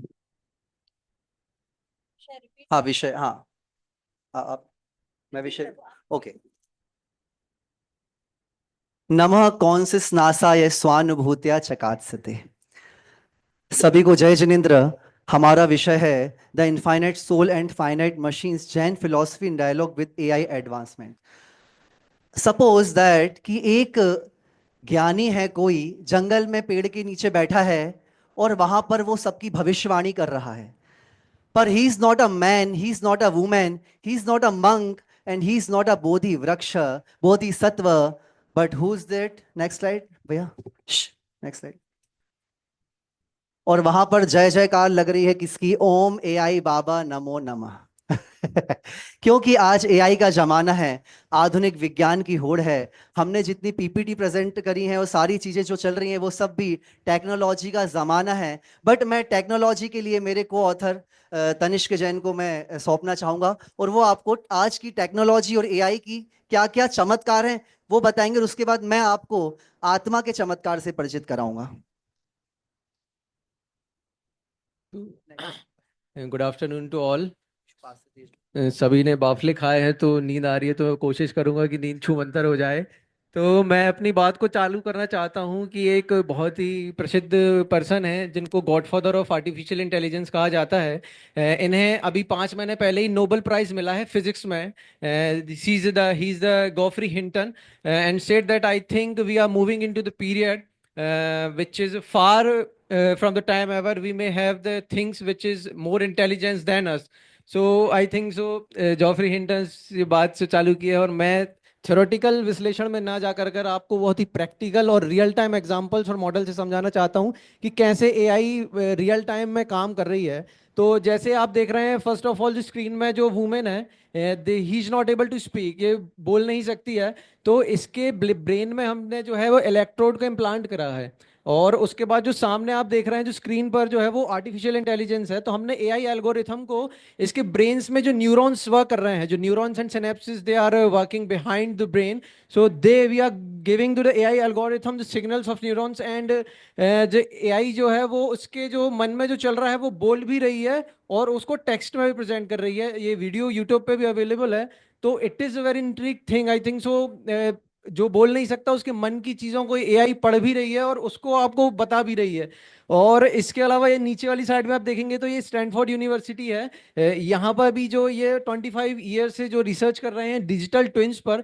तो ये जो मॉडल रेप्लिकेट ऊपर जो मैंने बताया आपको, ये इलेक्ट्रॉन्स जो न्यूरॉन्स रहते हैं ब्रेन्स में उसको एटम से रिप्लेस कर रहे हैं, और जो सिनेप्सिस रहते हैं जो न्यूरॉन्स को कनेक्ट करते हैं उसको ये लोग फोटोन से रिप्लेस कर रहे हैं। तो they are making the pattern of the brain for the whole body. So पूरी बॉडी से जैसे न्यूरॉन सिग्नल्स जो ब्रेन तक पहुंचते हैं, तो पूरा मॉडल जो प्राइमेट विजुअल सिस्टम है उसको पूरा रिप्लेस करने का जो प्रयास चल रहा है। तो मैं यहाँ बताना चाहता हूँ कि जो सेमिनार का थीम है कि कैसे जैन जो चैलेंजेस प्रेजेंट हो रहे हैं जैन फिलोसफी को लेकर के, तो यहाँ पर हमारे जैन सिस्टम में जो मना पर्याय ज्ञान को लेकर के बात चलती है कि जो मुनिराज हैं जो भी हैं वो मन की बात आपकी पहचान लेते हैं, तो कहीं ना कहीं उसको चैलेंज दे रही है आर्टिफिशियल इंटेलिजेंस ही कि मना पर्याय ज्ञान को। या सेकेंड थिंग मैं बताना चाह रहा हूँ कि जो आर्टिफिशियल इंटेलिजेंस है इसका नाम है प्रिकर्सर एआई। इसने बहुत ही रिसेंटली, आप मानेंगे नहीं, आप आश्चर्य हो जाएंगे, इसने 4 दिन पहले यहाँ पर जो जापान कोस्ट और कैलिफोर्नियन कोस्ट में जो अर्थक्वेक आने वाले थे उसको इसने 4 दिन पहले प्रेडिक्ट करके एग्जैक्टली पॉइंट ऑफ इंसिडेंट बता दिया कि 4 दिन पहले इसने बता दिया कि यहाँ पर इस पॉइंट पर जो है वो अर्थक्वेक आएंगे जापान कोस्ट में और कैलिफोर्नियन कोस्ट में। तो ये है प्रिकर्सर एआई। तो ये कहीं ना कहीं जो जैन दर्शन का विज्ञान है अवधि ज्ञान, कि आप एक अवधि की चीजों को जान लेते हैं जो दिमाग से, तो कहीं ना कहीं वो एआई जो है वो एक चैलेंज दे रही है कि आपकी जो है आगे वाली चीजों को आकर के वो चीजें बता देगी। मैं मान रहा हूँ इट इज समवेयर और अदर, बट जो इसका जो मॉडल है रीइंफोर्समेंट लर्निंग और बैक प्रोपोगेशन और जो इमेज रिकॉग्निशन है उस पर ये काम कर रहे हैं कि एआई अपने आप से ही धीरे धीरे चीजों को सीखने लगेंगी। बहुत ही नेसेंट स्टेज पर है, but we can not predict how the AI works in the future. And now meet the Ameca AI. This is the Ameca AI. This is the world most advanced humanoid robot till now. ये 50 से ज्यादा जो हमारे emotions हैं, real life emotions हैं, जो human के real life emotions हैं, उनको जो है वो बता देती है। जैसे मैं इसको अगर थप्पड़ मारूंगा तो ये बिल्कुल ह्यूमन जैसा रिएक्ट करेगी कि आपने मुझे थप्पड़ क्यों मारा, और इसके माथे पर लाइंस भी आएंगी कि मतलब क्रोध की लाइन जाएंगी इसको, तो एंगर, कंपैशन और हैप्पीनेस। तो ये ऐसा काम करिए, बहुत ही गजब की इसकी भी videos you can coming from the Anthropic या। सो यहाँ से मैं एक छोटा सा ट्विस्ट यहाँ पर लाना चाहूंगा मेरी टॉक पे कि कैसे जो है एआई कॉन्शियसनेस पे अभी in the top universities across the globes in the top companies there is a talk that can AI will be conscious. So AI को हम कॉन्शियसनेस से जोड़ने का जो प्रयास यहाँ पर बताया जा रहा है, तो यहाँ पर एक चैलेंज ये है कि जो है वो डेफिनेशन जो है कॉन्शियसनेस की, it is not defined right now. तो बड़ी बड़ी यूनिवर्सिटीज जो है वो जिसकी डेफिनेशन है कॉन्शियसनेस की और इसके जो इंटरप्रिटेशन है वो अलग अलग है। जैसे आप यहाँ देख रहे हैं लेफ्ट स्लाइड पर, तो ये New York university and Cornell university का जो है जॉइंट ग्रुप बना है रिसर्चर्स का। So they are talking about that we will have a conscious AI in the next 5 to 10 years। बट यहाँ मैं बताना चाहता हूँ ये लोग जो कॉन्शियसनेस है उसको ब्रेन से ही डायरेक्टली रिलेट कर रहे हैं। तो यहाँ पर हमारा जो कॉन्सेप्ट है वो थोड़ा सा डिफरेंट है, थोड़ा सा नैरो नैरो उन्होंने लिया हुआ है। और जो राइट साइड में आप देख रहे हैं, लेकिन स्टैनफोर्ड यूनिवर्सिटी के रिसर्चर्स ने बताया कि that is impossible to getting the consciousness into the AI, because जो हमारी बॉडी है, जो हमारा ब्रेन है, वो बायोलॉजिकल सिस्टम में काम करता है। तो हमारी body every second every minute change हो रही है। that cannot be possible for the AI to change that continuous that rapidly। so I think so biology से relate करके हम बता सकते हैं कि कैसे consciousness और कैसे एक debate है। so we have a sense of relief right now. मैं आपको बधाई देना चाहता हूं कि जब तक हमारी एआई जो है वो हमारे ब्रेन को और हमारे शरीर को रिप्लेस करे, उससे पहले एक बहुत ही अच्छी चीज़ मैं आपको बताना चाहता हूं कि हमारा ह्यूमन ब्रेन कैसे काम करता है। और हमारा जो ह्यूमन ब्रेन है विच इज़ वेरी एफिशिएंट और बहुत ही बेहतरीन तरीके से जो अभी मॉडल्स हैं एआई के उस पर काम करता है। तो in terms of data efficiency अगर हम देखें तो जहाँ जो चैट जीपीटी है, जो सबसे फेमस मॉडल है अभी तक का एआई का, वो उसने करीबन 300 बिलियन वर्ड्स, करीब 30 अरब वर्ड्स को यूज करके जो डेटा प्रोसेस करके जो आपको रिस्पॉन्स या प्रॉम्प्ट देता है, वो हमारा ब्रेन महज 100 मिलियन मतलब 100 करोड़ हमारा ब्रेन यूज करता है डेटा प्रोसेस। और जो चैट जीपीटी है वो कम से कम 30 अरब वर्ड्स को जब यूज करता है, तब वो जो प्रॉम्प्ट जो जनरेट कर पा रहा है वो हमारा ब्रेन महज 10 करोड़ वर्डों में यूज करे। तो हमारा बहुत ही कम डेटा में ब्रेन काम करता है। अपार्ट फ्रॉम इट, जो हमारा डेटा ट्रांसफरिंग है, जो हमें डीएनए मिलता है हमारे माता पिता से, वो महज 700 MB का होता है, which is equivalent to 600 million words. So जो डेटा प्रोसेसिंग वेरी एफिशिएंट है। एंड अपार्ट फ्रॉम इट, जो एनर्जी एफिशिएंसी है उसकी मैं बताना चाहता हूँ, जो हमारा दिमाग है वो महज 20 वॉट की एनर्जी पे काम करता है। ये जो बल्ब देख रहे हैं ये ही 50 वॉट का है। तो जो बहुत ही एनर्जी एफिशिएंट है, और जो प्रेजेंट कोई भी मॉडल आप लोगे, कोई भी AI model, any model which is consuming the minimum 10 million what of energy, तो हमारा तो 20 बिलियन में ही काम करता है। तो अब हम विज्ञान से वीतराग विज्ञान पर चलते हैं, जो हमारे को ऑथर बताए। सर हाँ, तो 20 वॉट में तो ये बल्ब जल जाता है, और 50 वॉट में बल्ब, 20 वॉट में माइंड, बट आत्मा के लिए तो कुछ भी नहीं चाहिए है। आत्मा सब कुछ जान सकता है। ये इतनी एआई की बातें कर रहे थे, पर यहाँ पे आप देखेंगे कि जो मशीन रीड कर रही है माइंड की बातों को, यहाँ एक सुहानी शाह माइंड रीडर है, आपने यूट्यूब में इसको सुना होगा। ये देख करके बता देती है आपके दिमाग में क्या चल रहा है। आवाज, ये देख करके बता देती है कि आपके दिमाग में क्या चल रहा है। तो क्या एआई फेशियल एक्सप्रेशन,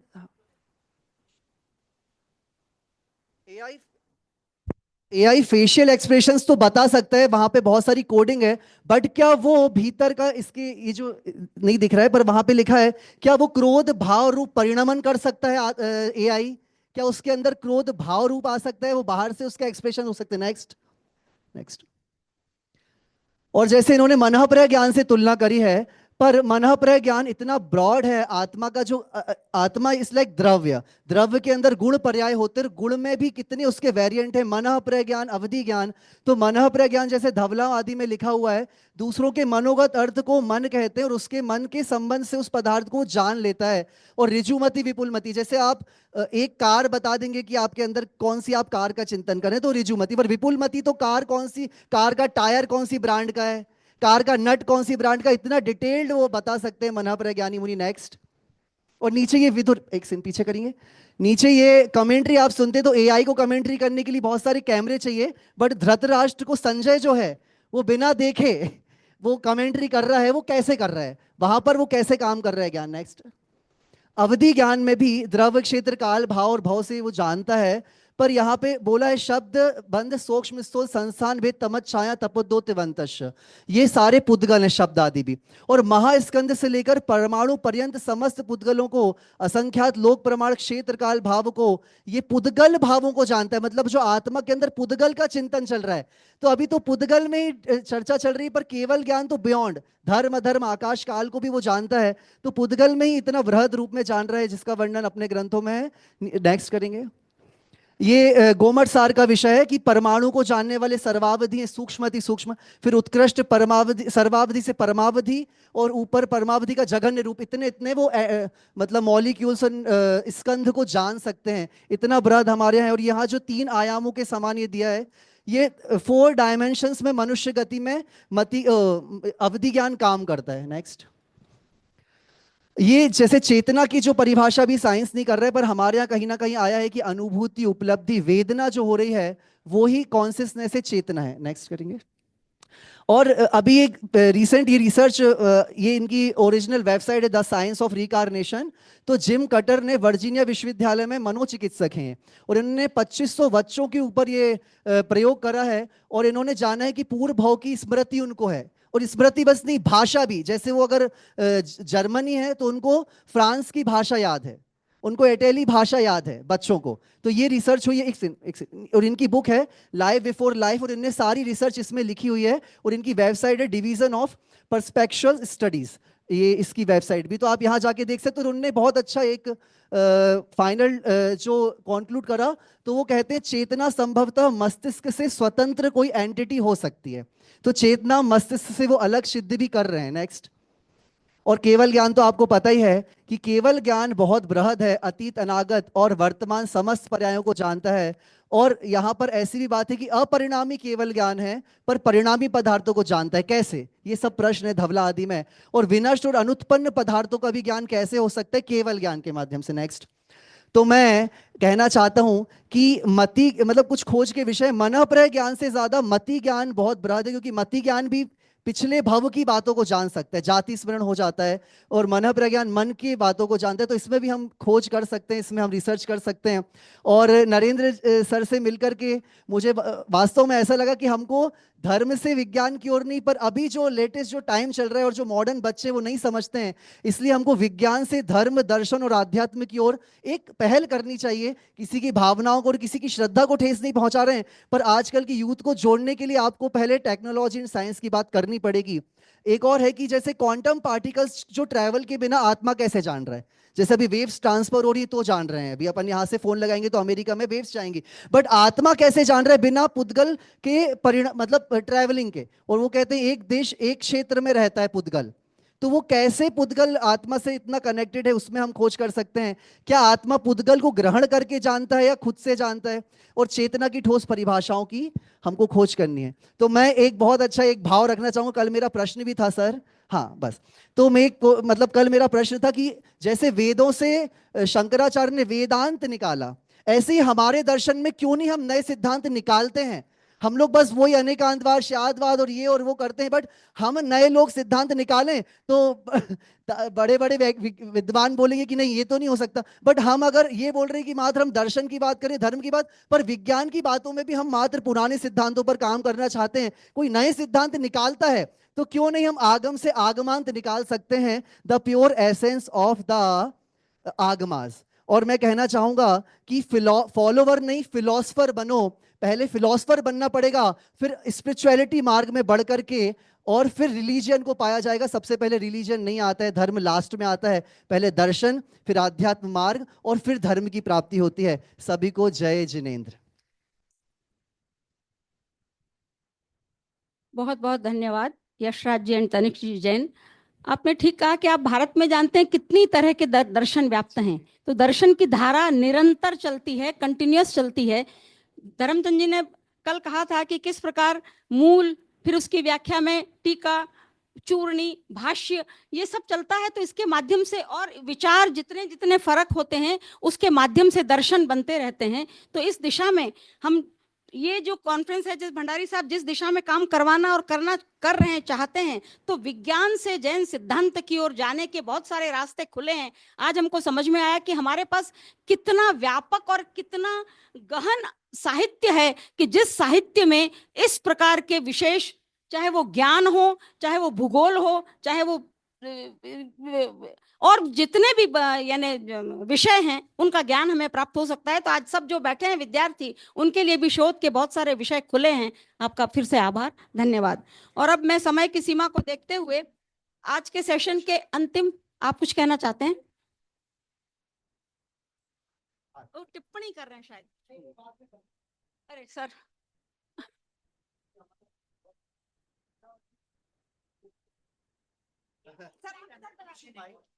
और बच्चों से ये कहना था ये जो है ना मध्य ज्ञान का, मैं कुछ नहीं कहना चाह रहा था सर।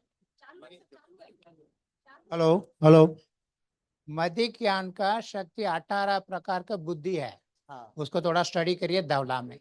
ये अवधि ज्ञान को वो सकता है क्योंकि भव प्रत्यय नारक देवानाम करके है, इसलिए मैं थोड़ा, बट मन परिज्ञान कभी टच नहीं करना। डोंट से इट इज मन परिज्ञान, ओके? विशुद्धि पर यही कहना, डोंट जंप या ओनली तुलनात्मक अध्ययन करने की कोशिश करते हैं। भाई मनस भी पुद्गल है ना, इंद्रिय और मन ये तो पुद्गल हैं, इसलिए मन।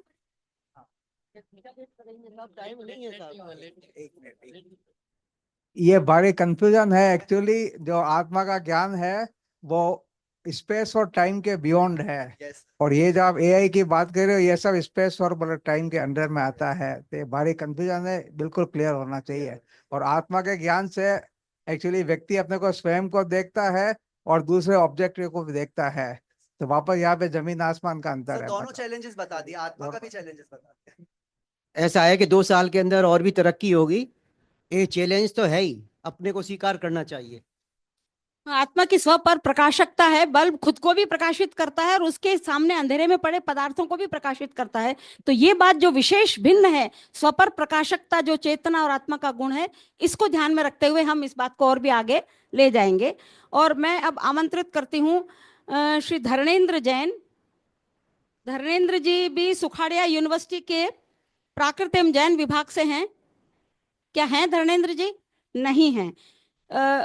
वैसे उनको बोलना था स्थावरों में जीव सिद्धि एक वैज्ञानिक विश्लेषण, पर वो नहीं है। तो मैं जैन साहब को आमंत्रित करती हूँ कि आप कृपया पधारें। आप पधारें प्लीज प्लीज। और इस सत्र में जो विषय आए हैं उन विषयों के चयन करने वालों को धन्यवाद देते हुए मैं इस सभा से कहती हूँ कि आप, ओहो अच्छा, उसके बाद अब अंतिम वक्ता इस सत्र के लिए होंगे श्री सुलभ जैन, मुंबई यूनिवर्सिटी से हैं। सुलभ जी, ओके। इनका विषय है challenges of maintaining Jain identity in increasing polarization and national political climate. Shri Sulabh ji Jain from Mumbai.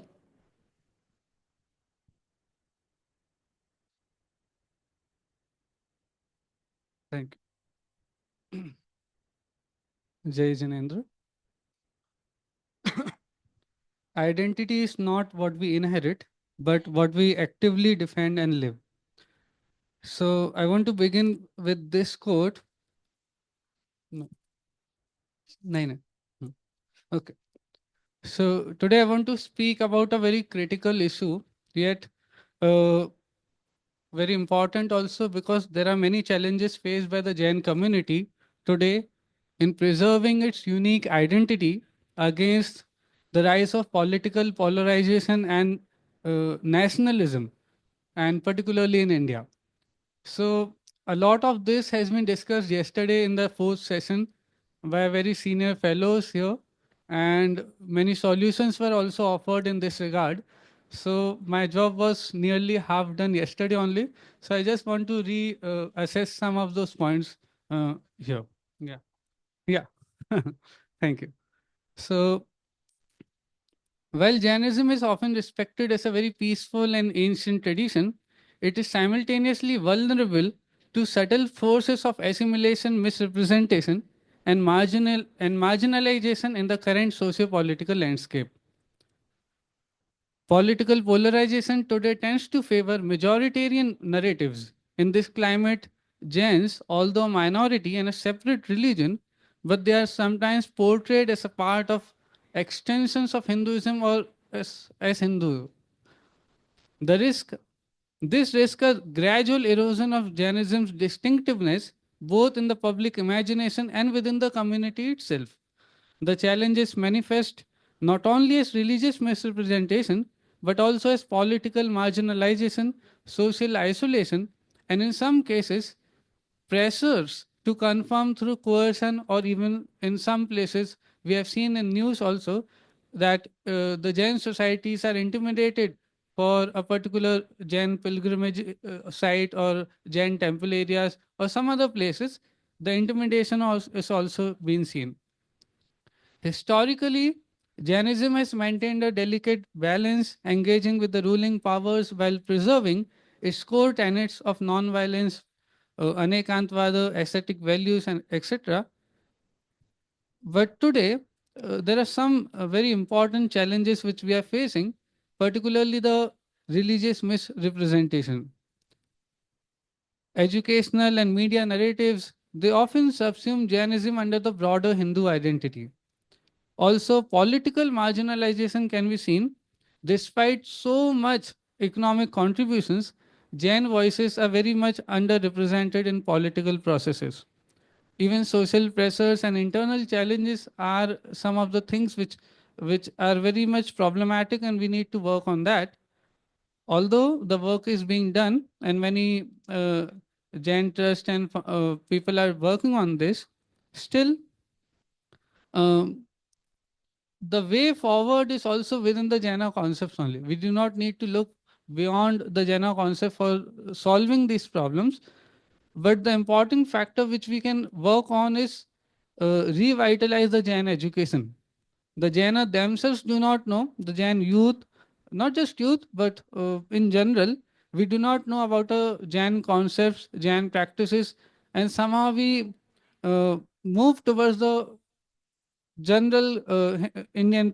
So the thing is, the practices may be same or similar within the larger Indian landscape, but there is some sort of a Jaina identity within the Jaina practices. And that can be known only if we apply the rationality or the reasons or the broader Jaina concepts, particularly the Moksha Marg and the basic tenets of the Jaina philosophy. Only then the differences can be seen or maintained. So the importance of Jaina education within the Jaina society is very important, and it would not be just through the rituals, but we have to understand the Jaina philosophy in its entirety. Also, there must be the community networks also, and I'll conclude that by preserving Jain identity today, it is not merely about safeguarding a tradition, it is also about actively offering Jainism's timeless values of non-violence, Anekantwada, ethical living to not just the Jaina community but to the world in large. Thank you. I'll just conclude by saying Satvesu Maitri Gunesu Pramodam Klistesu Jivesu Kripa Pratvam Madhyastavavam Viprit Vratto सदा ममात्मा विद्धातु देव. Thank you. और आपने बहुत बहुत धन्यवाद. और अंत में जो ये दिशा निर्देश है कि हम केवल बाहरी व्यवहार तक सीमित होकर अपने आप को जैन न माने, तत्व ज्ञान की वास्तविकता का विस्तार पूरे ग्लोब तक करें, अपने जीवन में भी अपनाएं. आपका फिर से बहुत बहुत धन्यवाद. आदरणीय डॉक्टर अनिल जैन साहब से कहूंगी कि वे आगे की कार्रवाई करें और इस सत्र. नहीं आप बैठे, आप अरे कंक्लूजन करना है ना आपको. हो गया कंक्लूजन, अब बार बार क्या करना. नहीं हो गया. जैसा हमने ये कहा था कि हम सभी स्कॉलर्स मतलब जो स्टूडेंट्स हैं खास करके उनको सबको बुलवाना चाहते हैं, तो यहाँ जो हाजिर हैं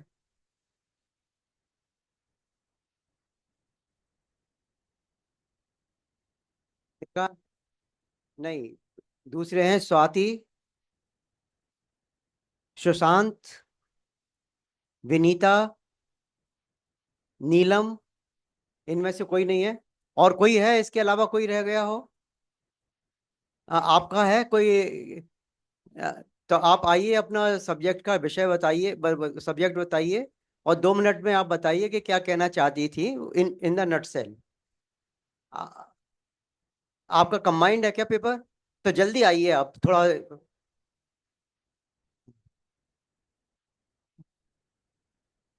आप आइए।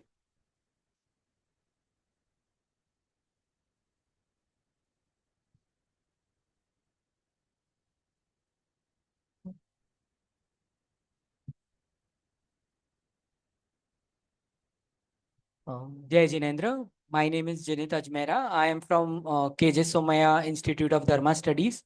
I am doing my PhD under the guidance of Professor Sudhatma Prakash Jain. I have given a great opportunity to do my poster presentation, but many who have not gone there and seen there, I would just like to inform about the same in few words. My topic of this paper was the impact of social media on transmission of Jain philosophical teachings. Lot of the earlier trend was from Kanthastha to Granthastha Parampara, and from Granthastha to by Acharyas, there were a lot of Churni, Tikas, etc. were written, and later on they were converted to text when there was printing introduced in the world. Now, with social media, all knowledge and information is getting converted to in the form of digital, say by images or by presentations or by videos, even pravachans, you can say scholarly lectures, teachings, everything is there on social media, and it has a very big impact on the target audience, which we are talking, which is the agenda of this seminar. So the content needs to be analyzed in a very nice way. It's important for us what kind of content should be put up on social media regarding Jainism and Jain philosophy. There is a lot of mithyatva happening because of not proper curation.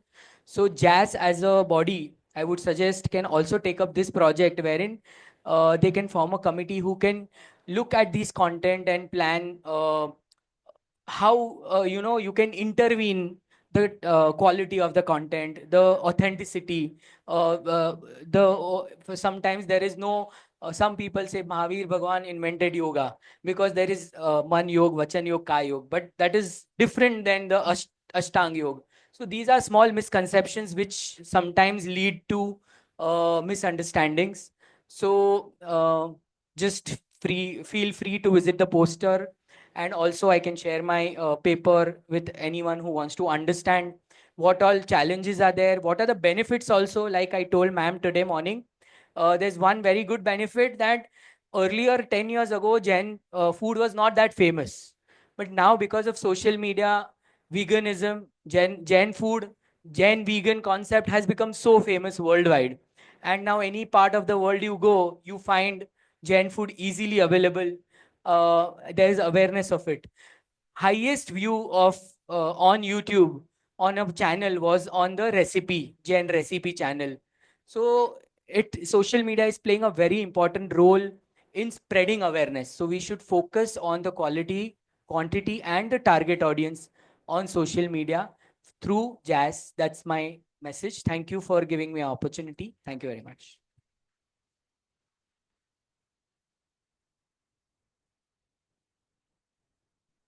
Thank you very much.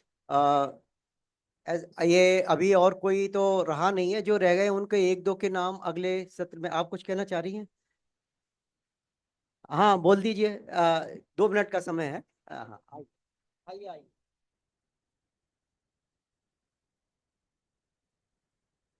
जय जिनेन्द्र, मेरा नाम सोनल अग्रवाल है और मेरा poster में selection हुआ था, तो मैंने अपना टॉपिक लिया श्रावक की आहार शुद्धि और उसकी वैज्ञानिकता।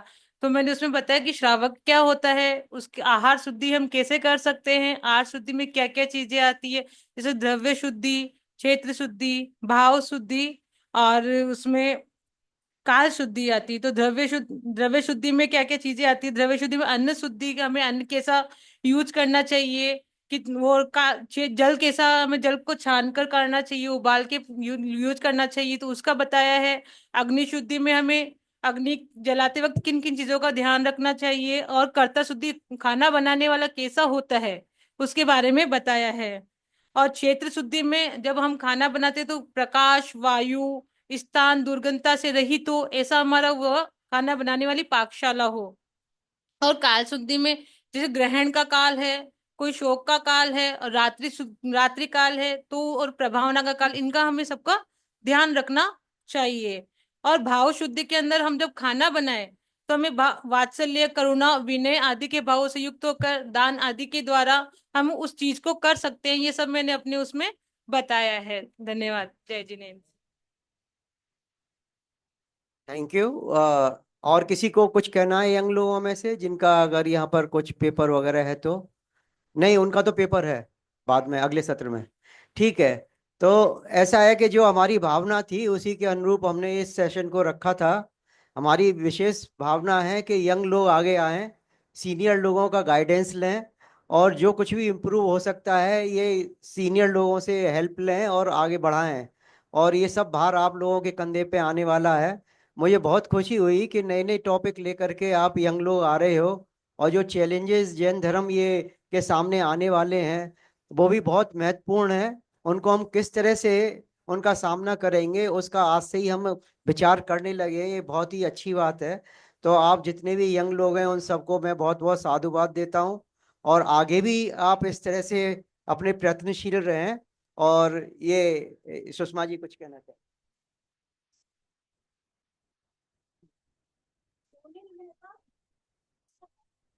हाँ,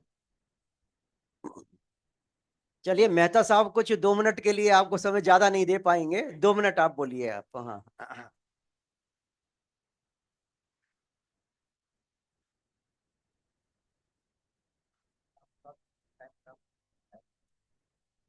सबको जय जिनेन्द्र। मैं सुनील कुमार मेहता हूँ और जेएस से जुड़ा हुआ हूँ। मैं स्कॉलर तो नहीं हूँ, फिर भी कार्य कर रहे हैं। हम हिंसा मुक्त विश्व के ऊपर कुछ कार्य करके एक पुस्तक प्रकाशित की है, और इसी में आहार के ऊपर भी दिया है, और साथ में के बच्चों को वेजिटेरियन क्यों रहना चाहिए उसके ऊपर बहुत डिटेल में समझाया है कि हमारा जो शरीर है वो एक शाकाहारी शरीर है। उसमें हमारी आंखें शाकाहारी है, जो कि रात को देख नहीं सकती, जैसे हिंसक जानवरों की आंखें देख सकती है। दांत शाकाहारी है, जिसको मांस को चीर फाड़ नहीं सकते हैं। हमारी आंतें शाकाहारी है, क्योंकि जो मांसाहारी जानवर होते हैं उनकी आंतें बहुत छोटी होती है, 1.5 मीटर की होती है, और जबकि हमारी आंतें बहुत लंबी होती हैं। उनको खाना पचाने के लिए ज़्यादा टाइम नहीं लगता है, और वो खाना निगल लेते हैं, जबकि हमारे जो शाकाहारी जानवर हैं या जो प्राणी हैं वो खाना चबा के खाते हैं।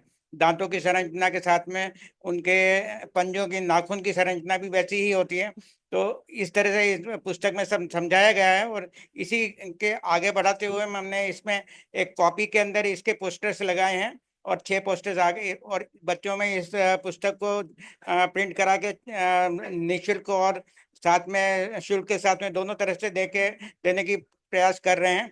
तो ये हम चाहते हैं कि जेएस के जो भी आप हैं लोग अपने अपने क्षेत्रों में जाके इसका प्रचार प्रसार करें।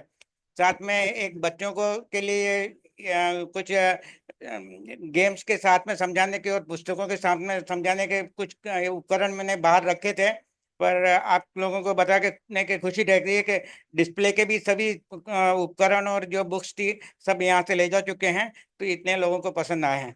धन्यवाद। जय जिंद।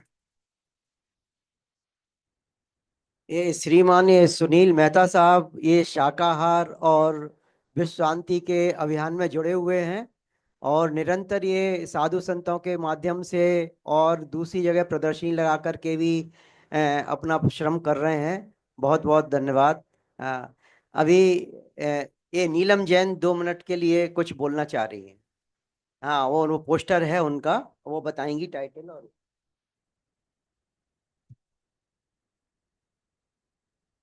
सभी को सादर जय जिनेन्द्र। मेरा पोस्टर के लिए सिलेक्शन हुआ है, और पोस्टर का टॉपिक है जैन दर्शन आधुनिक मानव के लिए एक नैतिक विज्ञान। वैसे तो हम सभी जैन दर्शन के सिद्धांत जानते हैं, जैसे कि 4 कषाय के बारे में, 5 पाप के बारे में, 5 अणुव्रतों के बारे में, 10 धर्म के बारे में। लेकिन मेरा यही कहना है कि जो आज का युग है, भौतिकतावाद का जो युग है, उससे हम कोसों दूर हो जा रहे हैं। और कहा भी गया है कि सिर्फ जैन नाम लगाने से ही कुछ नहीं होगा, हमारी थाली में भी जैन झलकना चाहिए, हमारे व्यवहार में भी जैन झलकना चाहिए, तभी हम सही मायने में जैन कहलाएंगे। और जैन वही है जो जिनाज्ञा का पालन करते हैं। और हमारे 6 ढाला के मंगलाचरण में भी कहा गया है कि जो सभी प्राणी हैं वो सुख चाहते हैं और दुख से डरते हैं। अगर आप सुख चाहते हैं तो हमें हमारे जो जिनाज्ञा है उसका पालन करना चाहिए। तो मंगलाचरण में जो कहा गया है कि जे त्रिभुवन में जीव अनंत, सुख चाहे दुखते भयवंत, ताते दुखहारी सुखकार, कहे सीख गुरु करुणाधार। तो हमारे जो आगम ग्रंथ हैं वो हमें तरह तरह से ये समझा रहे हैं कि हमें हमारा आचरण कैसा करना है। और इसी प्रकार हमें 7 तत्व को भी समझना होगा, क्योंकि अगर जब तक हम 7 तत्व की प्रामाणिकता नहीं समझेंगे, हम हमारा आचरण नहीं कर पाएंगे। तो उसको हम सरल भाषा में इस तरीके से समझ सकते हैं कि जैसे कि एक बस है अजीव, और हम अगर उसमें बैठे हैं तो वो हम जीव हो गए। अब इसी प्रकार जैसे कि उसमें एक एक अगर चढ़ते जाएंगे यात्रीगण, तो एक तरीके से वो कर्मों का आना हो रहा है, कि मतलब कर्मों का आश्रव हो रहा है। और अगर जैसे यात्री आकर बैठ गए बस में तो वो हो गया बंद, और फिर हमने जैसे बस का गेट बंद कर दिया तो वो हो गया संवर। अब अगर एक एक करके वापस यात्री उतरेंगे तो वो निर्जरा हो रही है, और अंतिम जब बस पूरी खाली हो जाएगी तो वो मोक्ष तत्व की प्राप्ति होगी। तो यही जो 7 तत्व की प्रामाणिकता है हमारे को हमारे जीवन में उतारना है। तो बस मैं इतना सही कहना चाहूंगी कि जो हमारा जैनाचार्य है उसको हमको सभी को, चाहे कहते हैं ना काल तो कोई सा भी हो, काल को दोष देने से कुछ नहीं होगा।